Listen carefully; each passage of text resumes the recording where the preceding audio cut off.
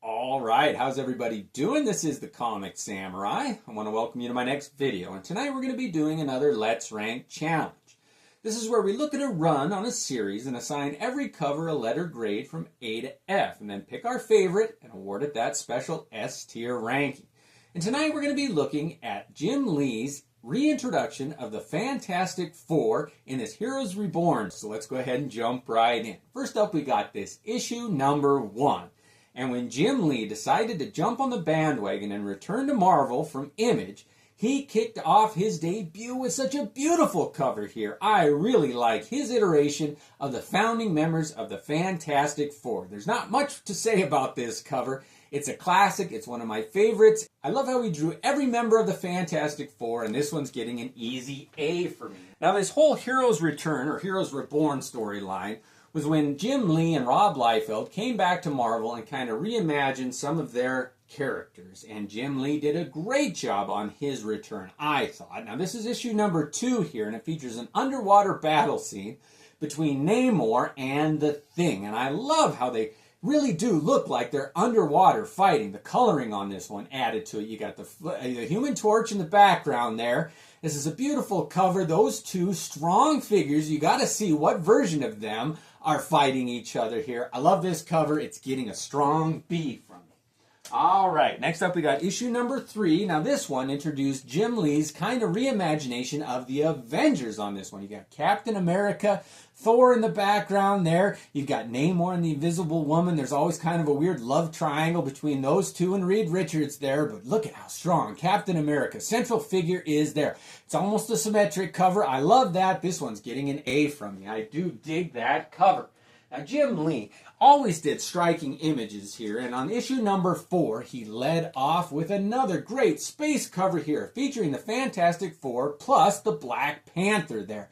This was a beautiful cover, and I wish that Jim Lee would have just done the only cover here, but they did do another iteration. I mean, there are a lot of multiples and variant covers on some of these, but this one is a standalone great cover. I love it in outer space. Jim Lee, I mean, what more can you say? It's an easy A again. Now, the other variant that they did on this one was done by Whilce Portacio on issue number 4. We're going to take a look at it, but it definitely has a Christmas theme here. You got the Invisible Woman kind of dressed up in a Santa Claus motif. You've got the other members of the Fantastic Four. Look at how Reed's stretching there. It's a pretty humorous issue. I love this one, although I don't like to mix my superheroes with my holiday stuff. It's fun sometimes, but in this one, I wanted just a reintroduction. I wanted more of a story. This one's getting a B, though. I do like the tone that it sets, kind of that they are a family celebrating Christmas together. Next up, we got issue number 5, and I'm just going to say easy A on this one. It's my favorite iteration of Dr. Doom. It was featured in my series where I went through all my favorite Doom covers, and this one. Jim Lee, superstar. Why? Because of this type of cover right here. He nailed it on this one, where you get a close-up of Doom's gauntlet there, and you get to see the reaction of the Fantastic Four. They display the awe and respect that that character brings whenever he's introduced, and you got to see what version of Doom is this going to be. Oh, Jim Lee absolutely nailed that one. Next up, we got issue number 6 here, and Jim Lee introduced Doom into the Fantastic Four, maybe hinting at a Fantastic Five, but again, you've got Reed in the center there, Doom towering over in the background.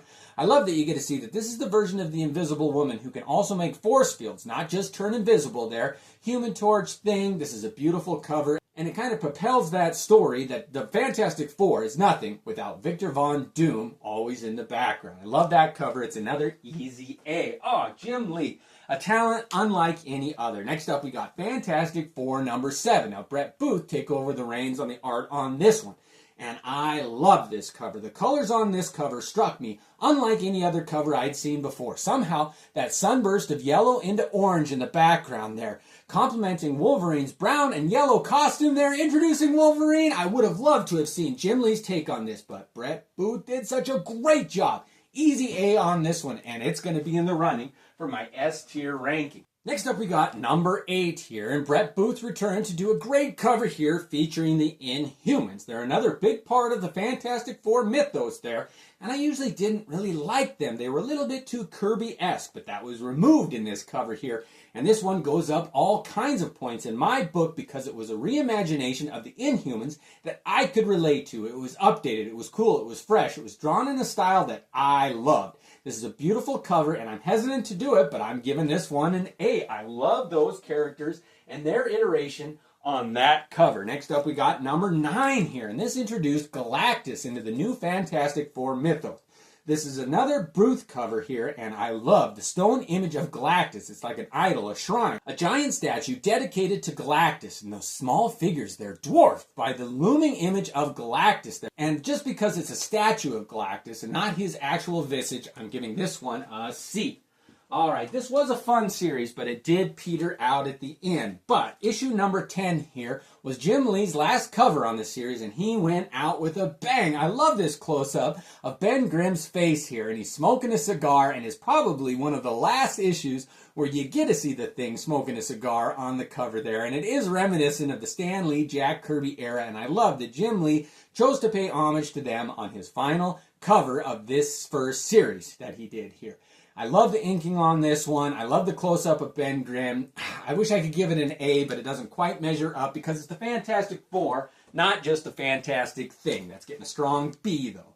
Next up, we got issue number 11, and this is another Brett Booth cover here, and he did a good job of introducing Terrax, Galactus' herald here, into the mix, and he's defeated the Fantastic Four, and I usually don't like that, but this is a good image. I love the color. I do like that character of Terrax, and how he was drawn on the cover here, the lighting, the fire, the flame. I even like the green in the thumbnail there. This one's a pretty strong cover, and it's getting a B.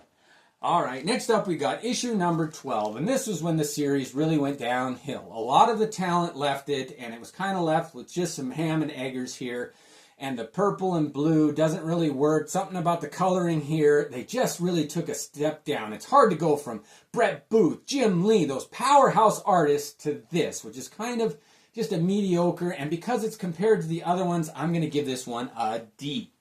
Alright, now they limped across the finish line, in my opinion, with this issue number 13. Now this includes one of the worst gimmicks that I absolutely hated, where they did a gatefold cover where you have to unfold it and it cuts off a bit of the image. And that's okay if when you unfold it, it continues the image.